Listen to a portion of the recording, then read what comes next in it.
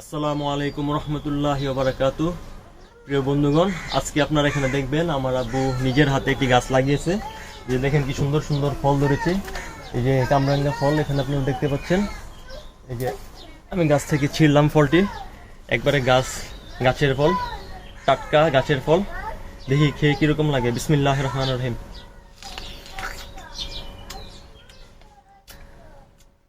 সুবহানাল্লাহ, আলহামদুলিল্লাহ। খুবই চমৎকার সুস্বাদু একটি ফল। উপরে আপনারা এখানে দেখতে পাচ্ছেন আমাদের আরো ফল আছে। আল্লাহ তাআলা আমাদের অশেষ নিয়ামত দান করেছেন।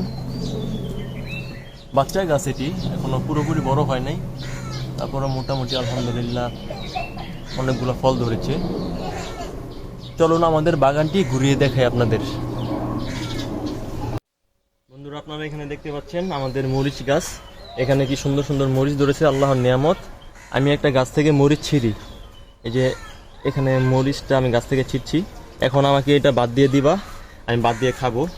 এই যে গাছ থেকে মরিচটি ছিললাম, মাশাল্লাহ। এটা এখন আপনারা চলুন আমরা আরও আমাদের আল্লাহ তাআলা যে নিয়ামত দিয়েছেন আপনাদেরকে দেখাই। আমাদের বাসার ফসল এগুলা। আমাদের বাসা নারায়ণগঞ্জ সিটি কর্পোরেশন 4 নং ওয়ার্ডের ভিতরে, শহর এলাকা।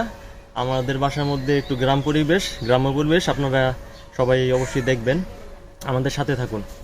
বন্ধুরা, আপনারা এখন দেখতে পাচ্ছেন আমাদের ফসলের কালো বাগুন।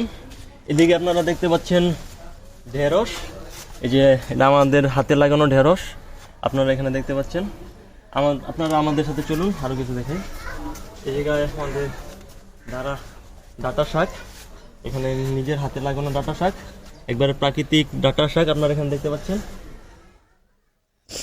এদিকে আপনারা আরও দেখবেন, এদিকে আমাদের কাছে করমজা হয়েছে, করমজা। এই যে আপনারা এখানে দেখতে পাচ্ছেন করমজা, গাছের করমজা। কিরকম লাগে দেখি। বিসমিল্লাহির রহমানির রহিম। মারাত্মক চুকা, ডায়াবেটিসের রোগীদের জন্য ভালো ডাল খেতে, ডাল দিয়ে চুকা খেতে। বিসমিল্লাহ।